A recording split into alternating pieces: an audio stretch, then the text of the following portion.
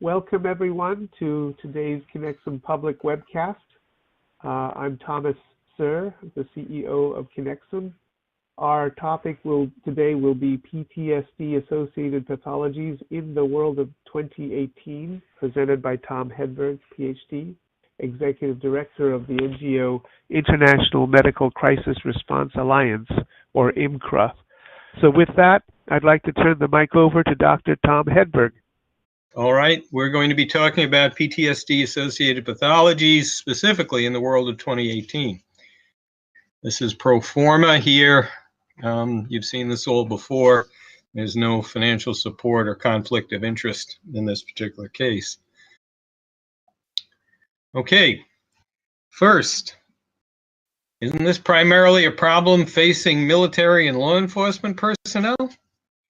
Well, before we begin, I think it might be important to dispel the general belief that the majority of PTSD cases involve people associated with the military or law enforcement. Now, while it may be true that more formally diagnosed cases are reported in these groups, part of the explanation for this lies in the fact that military and police personnel are generally closely observed and closely overseen while in service, so that the psychological impact of what they experience and how they react to it, especially of late, is monitored more closely than would be the case with everyday civilians. Now, unfortunately, this can result in a vast underestimation of the number of persons afflicted by this disorder. And as I noted this morning, in this context, I might mention that by pure chance, today, it's exactly 6 years since the murder of children at Sandy Hook, which was one of the major incidents that has been responsible for non-military, non-police PTSD, although the police involved in this event are also suffering. The universality of psychopathologies resulting from trauma was, in fact, recognized and reported just over 2,000 years ago. This was a time in China, hence this quote, when most armies were raised from local civilian populations. At that time, a highly successful Han general, Sun Tzu, in 60 BC, observed that, quote, when you do battle, even when you are winning, those who are wise and use the military successfully do not raise the same troops twice. So, regardless of who was exposed to the horror of war and violence, it was judged best not to challenge the same people multiple times, regardless of the outcome. And it pays us to remember this in an age when over half a dozen deployments to Iraq or Afghanistan for U.S. soldiers have not been uncommon. Or for Israeli soldiers, the warlike conditions may seem absolutely endless. PTSD, or post-traumatic stress disorder, as you can see, has been around for a very long time, and I'm starting with very early Homo sapiens over there in the upper left. And it's been around pretty much as long as we have been Homo sapiens. It impacted the Ice Age hunter, attacked by wild animals, as you see here, the Roman infantryman who was battling naked blue-painted barbarians, the Civil War private, as you see in this photo, who witnessed hundreds of comrades slaughtered at Cold Harbor and Antietam. Down here, the French poilu, who spent years in the trenches. And over on the right, closer to our time, the Connecticut elementary school teacher who survived the mass murder of her students at Sandy Hook. Briefly, post-traumatic stress disorder is the psychological, and as we are learning, the physiological sequelae to any overwhelming physical or mental horror, man-made or natural, experienced and survived by humans. As with any, recognize the old General Patton there, as with any physical or mental disorder, it's best for all of us to first define it clinically. As we know, PTSD has been around and known by many names throughout history. In the ancient world, and up to the time we know of as the Enlightenment, which approximately the 18th century, was usually unrecognized as anything other than common madness. Even as late as the Civil War, it was disparaged as cowardice. And victims were accused of various terms. One of the favorite was playing old soldier. By 1864, the reality of the condition was somewhat more understood and dignified by use of a new term, battle fatigue. Nevertheless, the reluctance to accept the reality of PTSD as a psychopathology persisted as late as World War II, where the ill-defined phenomenon of shell shock was still being used to describe a condition reported since World War I in both soldiers and civilians, and still not yet well understood. Now, as you can see, this is a New York Times article from Wednesday, I believe it was July 1943. The emerging sensitivity to the disorder surfaced probably most notably and prominently in a spate of articles that accompanied this one in 1943 in an incident where General George S. Patton, who was Mr. Gung-Ho fighting American, slapped a hospitalized soldier suffering with PTSD. And he did so because he accused him of cowardice and malingering. In fact, it is a real disease, and it's been known for a while, but slow to recognize. The first published scientific recognition of post-traumatic psychological reactions to extreme violence came in the late 17th century. At that time, and this is surprising to us now, it was the Swiss who generally enlisted as mercenary soldiers to fight in the multitude of regional wars underway in Europe at that time. Now, as you see, that's why this is called the Swiss disease. But in the frontispiece of a 1688 medical dissertation on the subject, the Swiss physician Johannes Hofer coined the term nostalgia. It's a different meaning from what we know of now, but this comes from the Greek nostos, or homecoming, and algos, or pain. His definition was Schweißerheimweh. The symptoms included fainting, unnatural fear, sleeplessness, high fever, indigestion, stomach pain, untoward anger, and death. And that would not be unfamiliar to a physician seeing a PTSD patient today. The disease observed in these soldiers was similar to paranoia in the latter part of the description, except that the sufferer was manic with longing and perceived persecution, and was afflicted with melancholy for a specific object or place, usually a peaceful past. After Hofer, there was limited but persistent medical interest in the psychopathology, but sad to say, there was never a lack of victims to study. Today, we know that PTSD affects both men and women, soldiers and civilians, and as shown in these photos, to the absolute shame of our species, the obscenity of the German concentration camps of the 30s and 40s have added young children to the roster of victims. These photos show inmates of the Auschwitz concentration camp in Poland made between 1943 and 45. The ultimate fate of these individuals is unknown.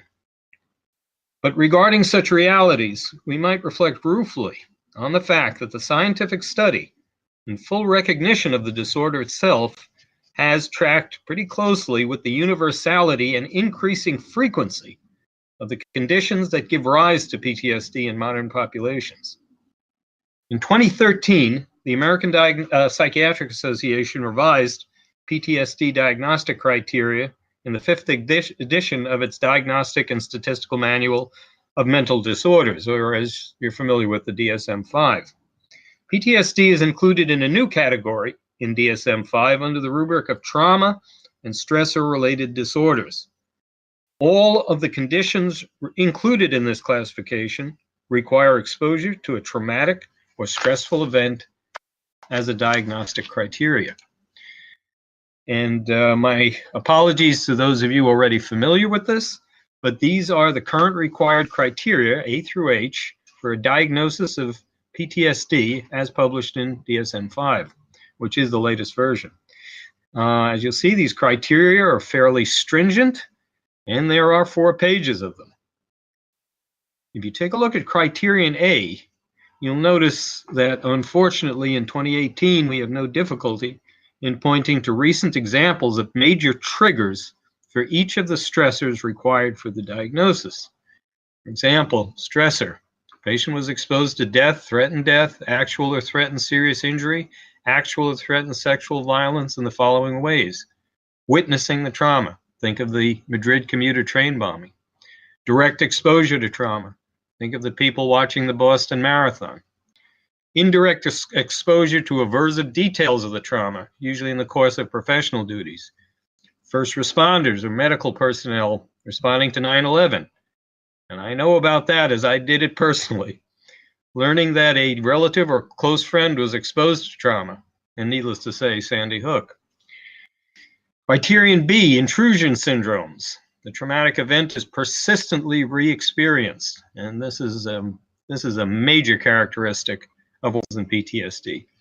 The re-experience comes from nightmares, flashbacks, unwanted upsetting memories, emotional distress after exposure to traumatic reminders, and physical reactivity after exposure to traumatic reminders may occur immediately.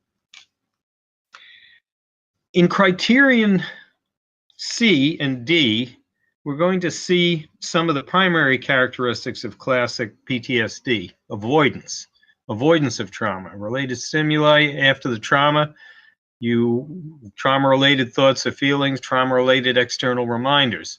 Very often this leads to job-related difficulties. This reminds someone of the particular trauma and they just can't face it anymore. Please note, however, that in criterion D, the negative alterations in cognition and mood, there's a strong similarity to diagnostic criteria for clinical depression.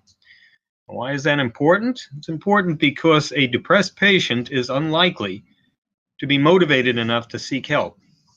Likewise, among the problems commonly encountered by clinicians hoping to make some headway is the embarrassment and denial reactions encountered when a potential PTSD case first comes to attention. Thus, it is not unusual for PTSD to go undiagnosed and unrecognized for months, for years, or even for decades. Now, in our work with IMCRA, as Thomas referred to at the start, it often winds up being a series of exceptionally bizarre occurrences that causes not the patient, but a family member to seek help somewhere. In terms of the sociopathology of the condition, any search for help is often an extraordinarily difficult step for the patient or family to take in our gung-ho culture that all too often idolizes warriors and violence. And in that we hark back to our friend George S. Patton. Now, continuing the review of diagnostic criteria, there's a reason for the specifications you see here, alterations in arousal and reactivity, to be outlined in black. And this is because these are frequently the characteristics we see reported when there's a case of PTSD-related violence. And you can almost recognize these from the headlines. Irritability or aggression, risky, destructive behavior, hypervigilance, a heightened startle reaction, difficulty concentrating, difficulty sleeping, which leads to a lot of associated comorbidities. Only, as you remember, only a month or so ago, a decorated U.S. serviceman with a not uncommon diagnosis of post-traumatic stress disorder, and I should remind you, this is now approximately 20 to 25% in one study of combat veterans of the ongoing Mideast conflicts, and I'm referring only to U.S. soldiers, not Israeli soldiers or some of the others involved in these situations. But this fellow methodically murdered dozens of partygoers in California. And if you look back on his history, all of these warning signs, red flags, were present. So the characteristics required for criterion E could have come out of newspaper articles describing his behavior and the behavior of others leading up to some of these violent incidents. Episodes, both more and less destructive, are enacted daily around the globe. The other necessary criteria, as you can see, would be what you'd expect. The duration must be more than a month. The functional significance is also required, and exclusion symptoms are not due to medication, substance use, or any other illness. The final element of the diagnostic criteria, dissociative specification, it's also worthy of our attention when we consider the impact of PTSD on the victim and on those that he or she associates with. Depersonalization, the experience of being an outside observer or detached from oneself. There's a feeling that this isn't happening to me, that this is in a dream. And we often hear this described by PTSD patients who feel that they are outside of themselves when they are enacting some of the behaviors associated with the disorder. Same with derealization, the experience of unreality, distance, or distortion. Things are not real. I'm not looking at anything. Delayed specification. The full diagnostic criteria not met until 6 months after the trauma, although the onset of symptoms may occur immediately. So this incubates, and that leads to trouble.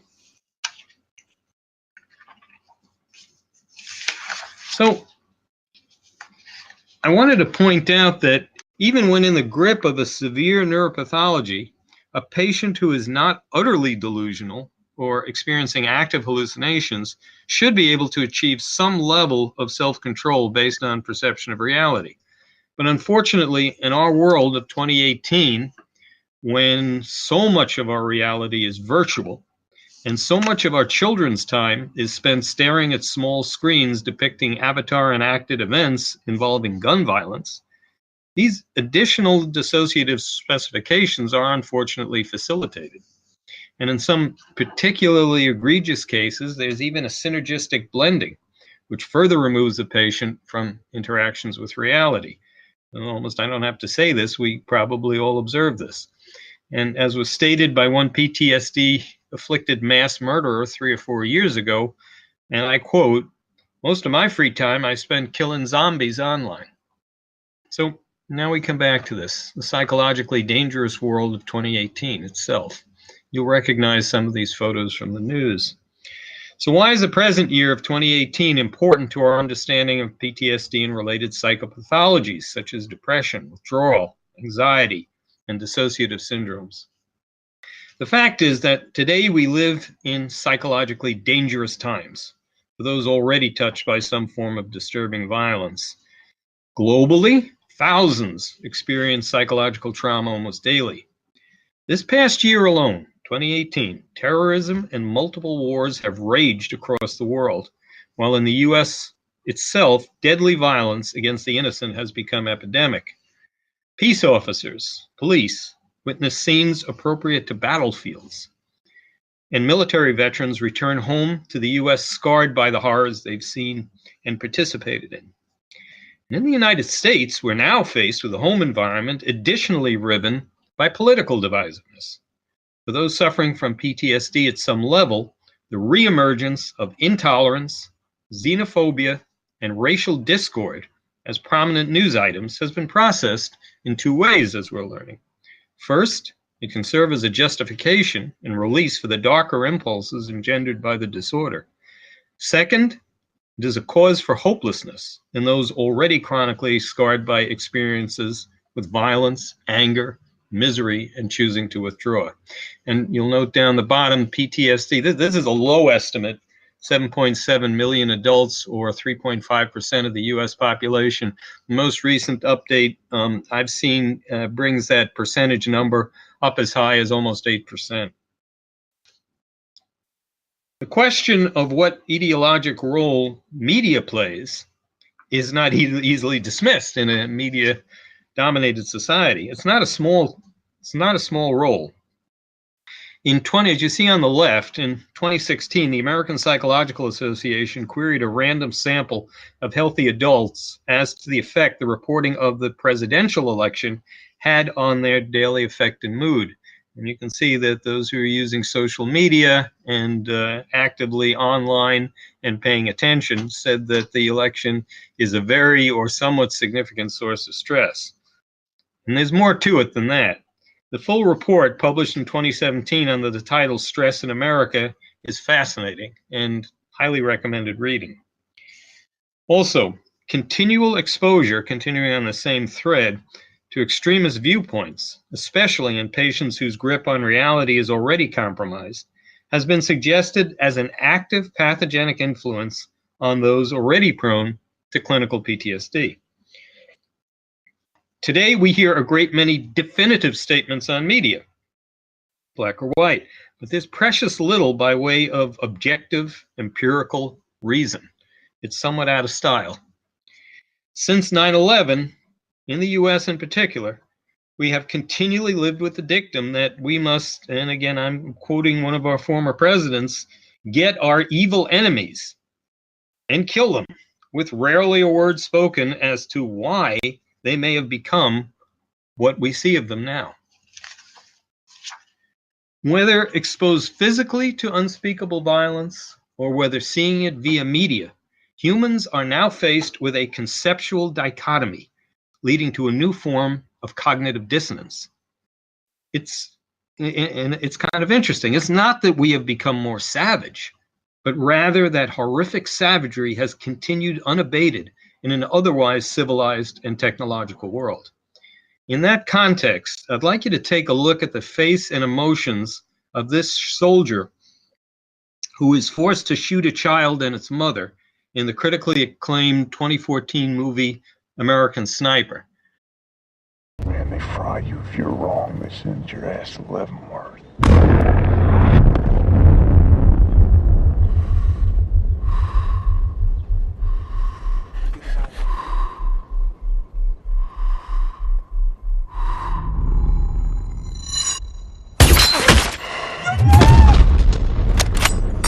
Fuck, that was gnarly.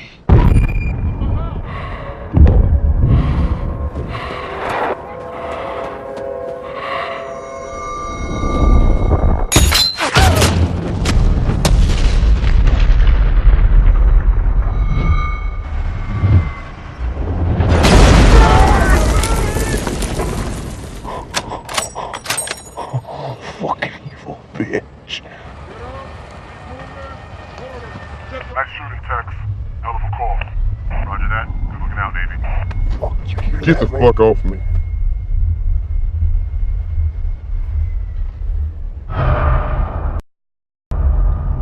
All right, I would like to draw your attention to the last remark made by the soldier who was being complimented on his marksmanship. And pardon my French, he said, "Get the fuck off me." It's kind of telling in terms of what people are actually going through when, even though we're playing big tough guy soldier. Now, the neurobiology, as we said, this is not a psychological condition alone, it's a physiological one. The neurobiology of PTSD is extraordinarily complex, and it involves neuroendocrine, neurochemical, and neuroanatomical changes in a number of interlinked neural networks. It's currently thought that the hypothalamic pituitary adrenal, or HPA axis, which includes anterior cingulate cortex, as you see over here, and anterior ventromedial prefrontal cortex, is the primary locus of the disorder, as it is the fundamental coordination center for how humans will normally respond to fear and stress. Normal human stress response originates, as a general rule, in the amygdala, which we see over here, and it's shown blue in the inset over here, and in hypothalamus. But here's where things start to diverge. The process of fear and fight or flight begins when paraventricular neurons secrete corticotropin-releasing hormone, we'll call CRH, and this initiates the release of adrenocorticotropin, or ACTH, from anterior pituitary, which in turn initiates the glucocorticoid response in the adrenal cortex. Now, in the normal human response scenario, cortisol will also exert, and I'll show this in a slightly later slide, a negative feedback control on the HPA, or the hypothalamic pituitary adrenal axis.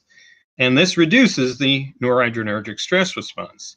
However, when there is sustained cortisol exposure, this will have an adverse effect on the brain, particularly on certain hippocampal networks, which, as shown here, along with the periaqueductal gray, that's PAG in this area, will come into play when the stress is replayed through either memory or experience. The consequence is impaired processing of new input, re-experiencing of old input, impaired neurogenesis, and disrupted neuroplasticity, or growth of new synaptic connections.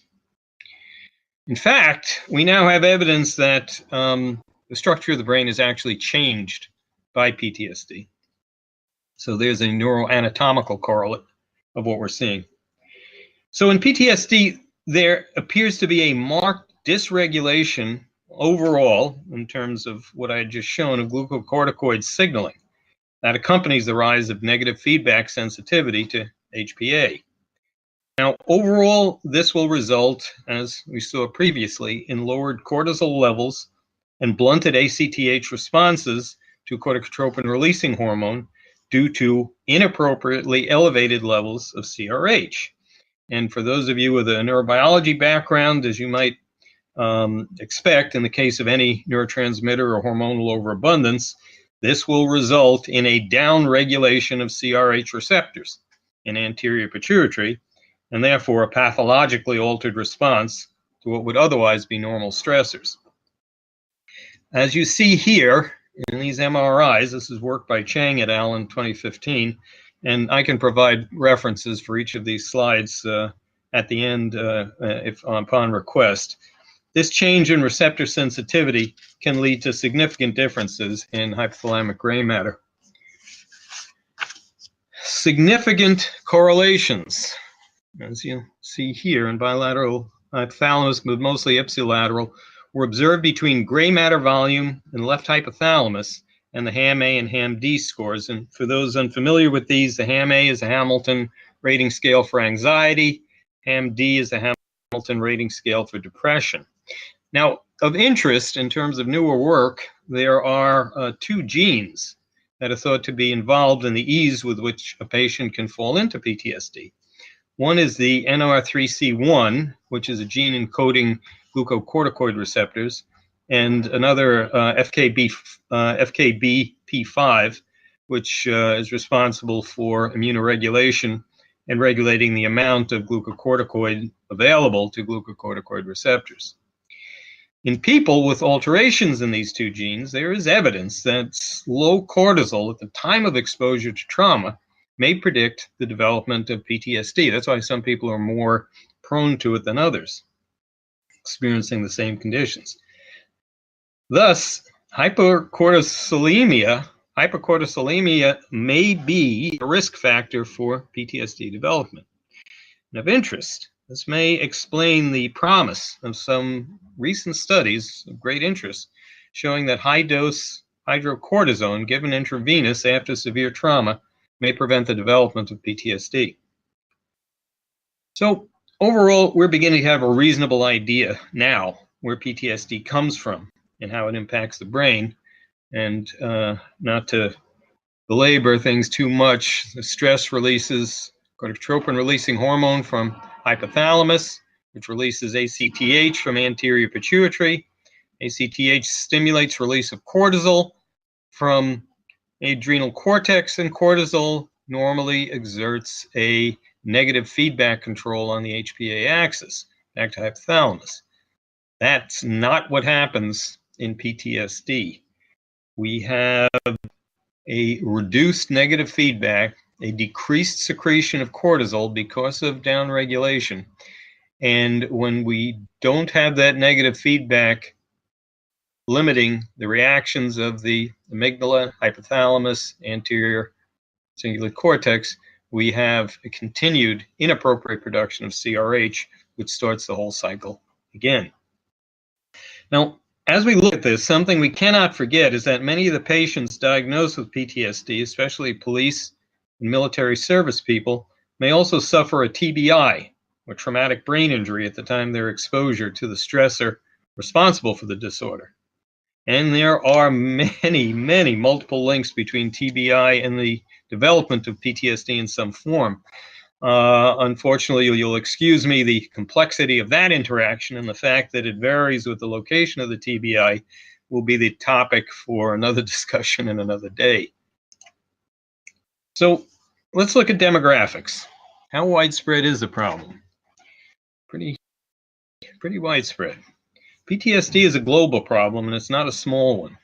The WHO assessments made in 2014, 4 years ago, suggest that PTSD impact worldwide, when ranked by disability-adjusted life year, poses a serious global burden, with the USA most prominent in this area, you can see up here, and too few specialists available to both recognize and handle the immensity of the problem.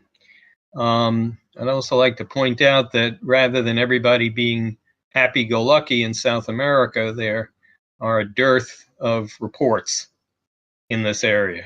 But Mexico seems to be pretty happy at the moment. These kids, incidentally, are Syrian refugee kids who are going through hell at the moment. So added to the traumatic triggering events caused by human conflict in some of the hot spots that you see on the map here, and Thailand seems particularly well outlined, there are critically important factors that we cannot forget as contributing to PTSD, like global climate change and the swollen human population. This has created ecological disasters and a competition for resources, which is going to get a lot worse before it gets better, even with the emplacement of environmental safeguards and technologies. This is worth keeping in mind when we attempt to deal with the burgeoning tides of refugees and those displaced by war, political stupidity, and other traumatic events.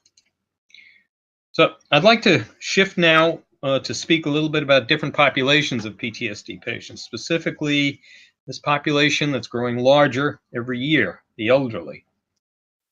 PTSD in late life can be particularly devastating and disabling for elders already handicapped by the infirmities of age. Whether it has a genesis in actual experience or secondary exposure to etiologic factors, the elderly are far less likely to have the resiliency needed to avoid the descent into clinical PTSD. This is further complicated by the fact that PTSD did not exist as a diagnostic entity when fellows like this veteran first developed the clinical syndrome. And they may have gone, and they usually have gone, undiagnosed and untreated for decades.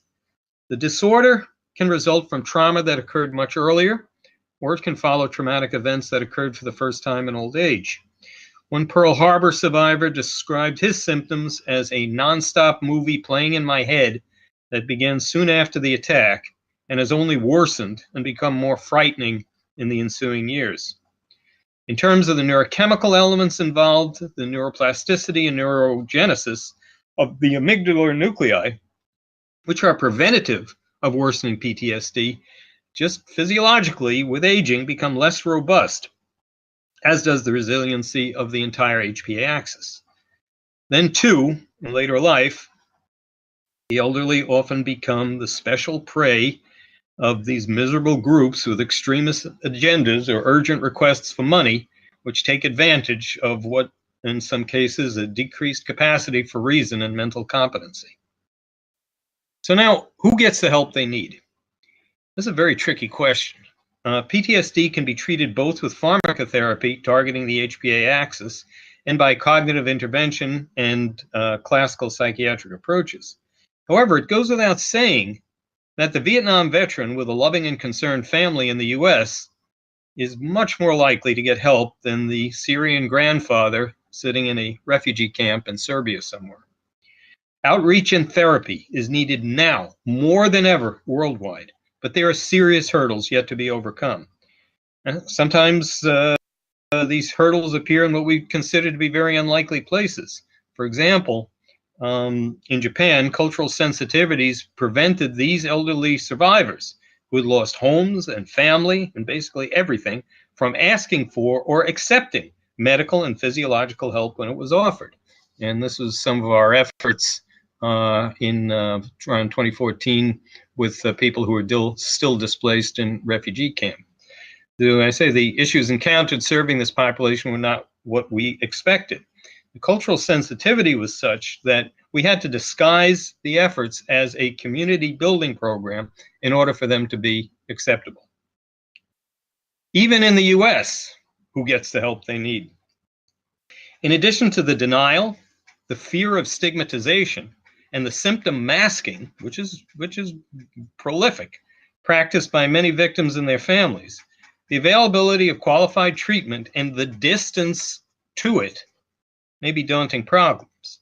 As you see here in this fairly famous cartoon, the VA's backlog of PTSD cases is currently infamous, and the situation shown here is distressingly common.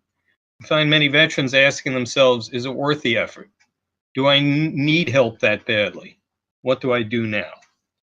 So many prefer to suffer in silence, a situation which can lead to horrific consequences in terms of family instability, suicide, and worse. What are the current treatment options? Well, the PTSD victim or family member who begins to look for treatment has a number of options via standard internet search. There are specialized private clinics, and these are real links in case anyone is interested. But you'll see they tend to be in big population centers, Florida here, New York, and these are not cheap. There are VA-associated programs. There's one right here in New York, NYU Langone Stephen A. Cohen Military Family Center, which treats both veterans and their families. And then there is, provided by the VA, a nationwide directory to programs as they are by state. And of course, there are local veteran support networks, famous ones like the Warrior's Journey, Reboot Alliance, and again, these are sometimes effective, sometimes not. But I'd like to draw your attention to the photo here. This is one of the more successful experimental therapies. It's called equine therapy, which uses the development of a bond between the patient and a horse or pony he or she is committed to care for. So thus far, this proved fairly effective in multiple cases in easing symptomatic expression. Now, although we'll come back to it later in another context, it's important to note that most of these treatment options and their associated advertising are aimed at uniformed service people, both military and police. And this has implications for non-uniformed PTSD patients. Okay, behavioral and psychiatric approaches. These are fairly well known by now. Trauma-focused cognitive behavioral therapy, TF-CBT, dialectic behavior therapy, DBT, individual group therapy, and experiential. In addition to these basic psychological or psychiatric therapies, many programs will offer family support, medication management, 12-step programming, eye movement, art therapy, yoga, meditation, acupuncture, somatic experience, nutritional counseling. It goes on and on. But I should mention down here that under the rubric of experiential therapies, one of the most commonly investigated and now empirically supported exposure-based protocols for PTSD is prolonged exposure therapy. It's usually an 8 to 15 session protocol, typically given weekly in 60 to 90-minute sessions. The majority of patients who complete prolonged exposure therapy evidence significant and reliable reductions in PTSD syndromes. Now, going through each of these would take a lot more time than we have available, and we're coming up on 45 minutes right now.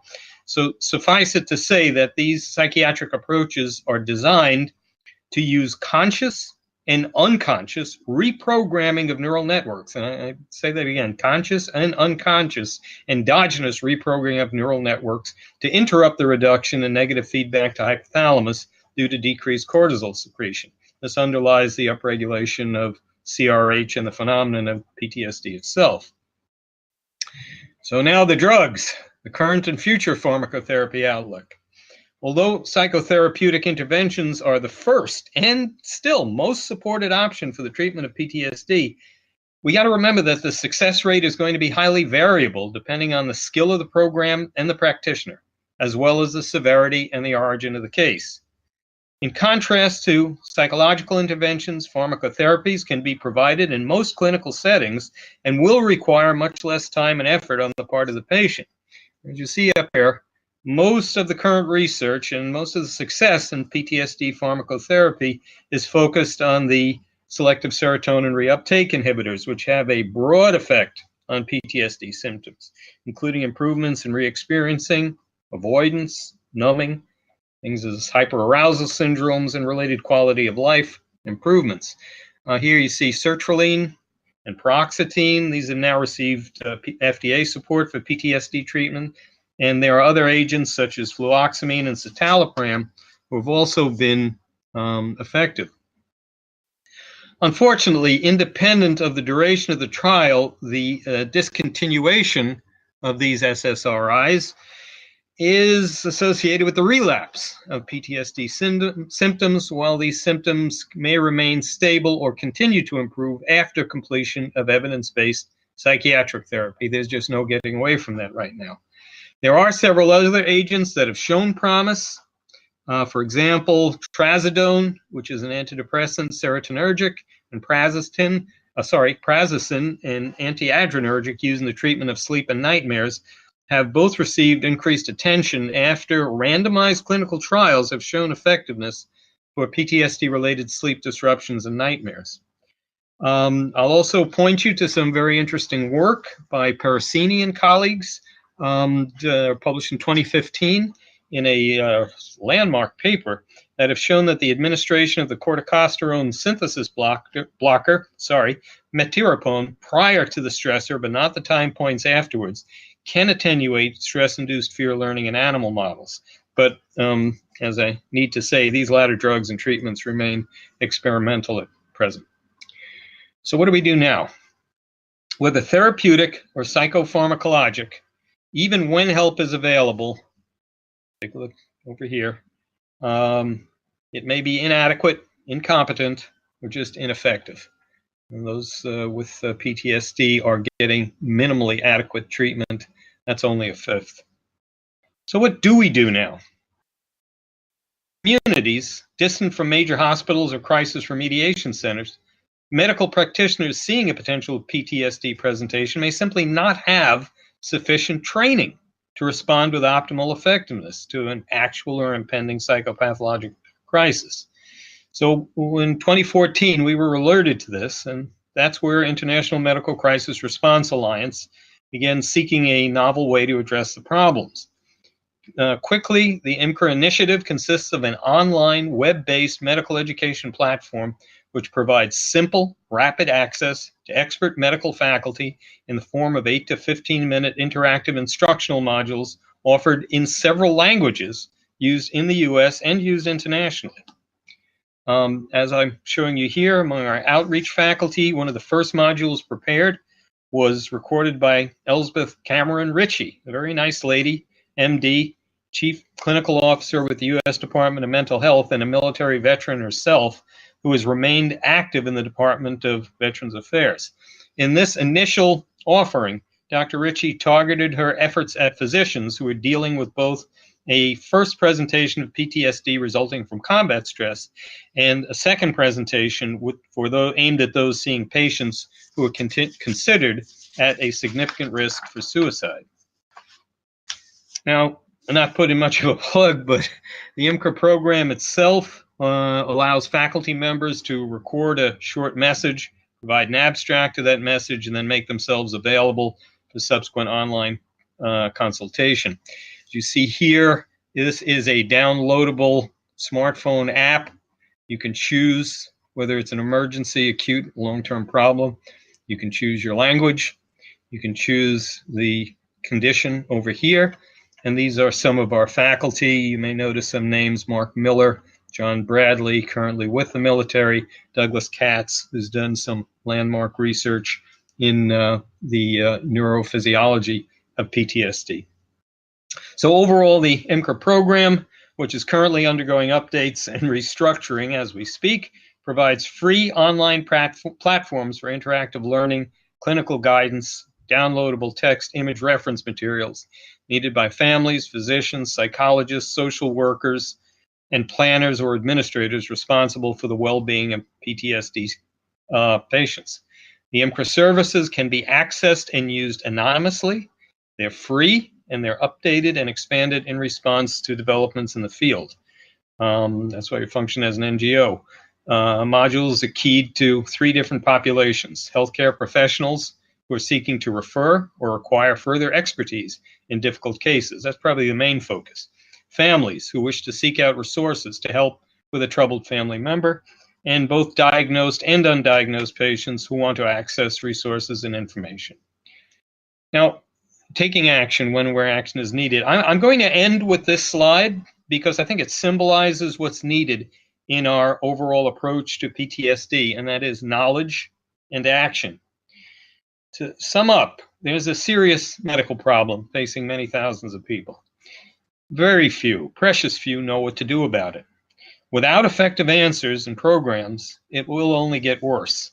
And in getting worse, it will impact not only the patient, but their families, friends, associates, quality of life, and, sad to say, ultimately, in worst-case scenarios, complete strangers. So thank you very much. As I mentioned before, these are some references and resources. These can be accessed directly when this is posted. These are live, so you just plug them into your browser. And as I mentioned previously, we'd be through, and I think Gus will superintend this, we'll be very happy to answer your questions privately via email or even via telephone if needed. So thank you very much for your attention. Yeah. Thank you so much for this very comprehensive and insightful, revelatory look at the extent of an important problem. We understand when someone gets hurt by a bomb and you see limbs hurt or physical wounds. They are acute things that need to be addressed, but it's not obviously very clear what happens inside the brain, the head, and the mind. So this is terrific. Now, first comment is from Richard Zemsky, who posted a resource. Richard, do you want to comment on your posting?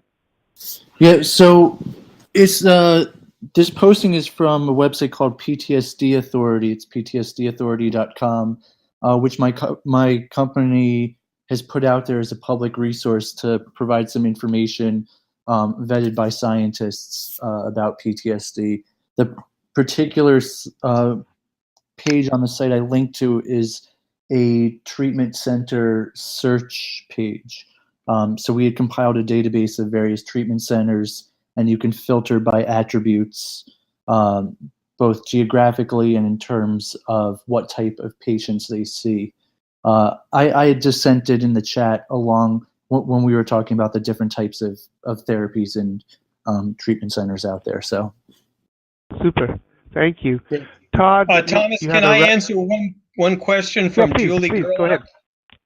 Yeah, Julie, you put in the question: are these efforts followed for incarcerated populations? And that's a very interesting question, and it's extremely spotty. There are some prison populations where there is a PTSD-related program, but I would say for the vast majority there is not. And that is an area that definitely needs attention. Okay, and Todd had a question or a comment about seeing a randomized controlled trial using prazosin. Tom, I assume you can read Todd's question. Do you have a comment? Which showed no effort of prazosin. Is this still considered helpful? Yeah, it's not. It's one of it works. The problem is, Todd, it works in some cases and it doesn't work in other cases. So that's one of the reasons that's not yet FDA approved, and I don't think it's going to be. But I wanted to mention it anyway, that in some cases it was effective. But that's, again, particularly in sleep-related and nightmare-related disorders. Well, again, if people have questions, please type them in the chat box. But I did want to comment. One of the insights I received from this presentation is that I normally associate PTSD with, shell shock and battle and police and horrors. but the physiological processes and the psychological processes you describe can arise from just about any kind of stress. So the idea that 3 to 8% of the population would be suffering from this is quite revelatory. I know that I was talking with someone earlier. I don't know if that person wants to comment on it, but an auto accident, for example, could create this sort of thing, and it's just typically not on the front of mind for people, family members, or healthcare practitioners to consider whether they should be providing supportive care for PTSD. Yeah. Yeah, it doesn't it doesn't come through. It doesn't often register. I mean, just speaking from I can speak from the experience of some of the patients we've treated. I can also speak from personal experience. It's now been 17 years since the World Trade Center attack, and I still have nightmares where I see everything exactly as it was, and that doesn't go away. I don't know why it doesn't go away. It should. But Tom, this is Christy, and I am the one that Thomas was just speaking about.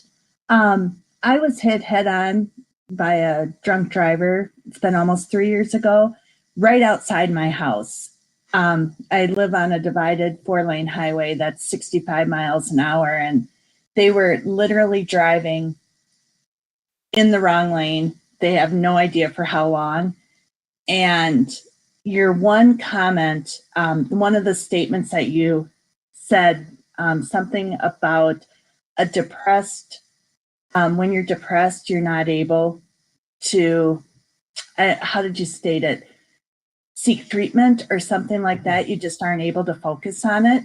Right. And that hit me. I mean, that was completely me. It's taken me almost 3 years to finally seek treatment because I was dealing with everything else, and people don't understand that.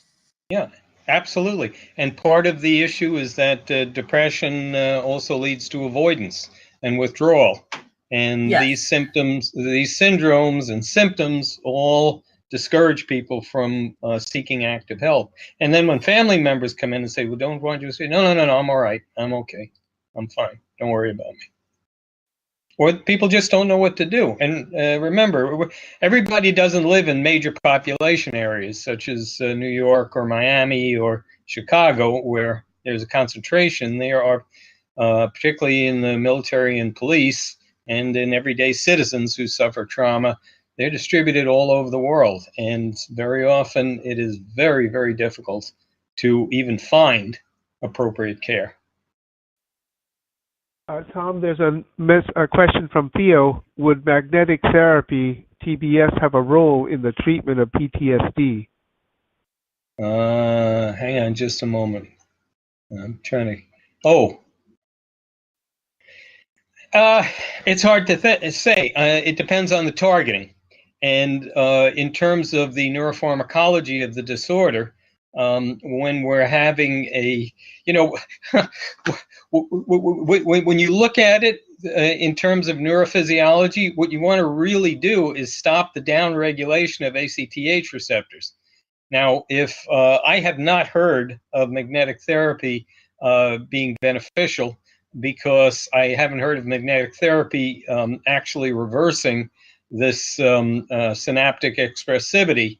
So to the moment, Theo, I mean, we can look into this. It's interesting, but thus far I haven't heard of any efficacy in that area. Theo, why do you ask? What makes you think it might be helpful?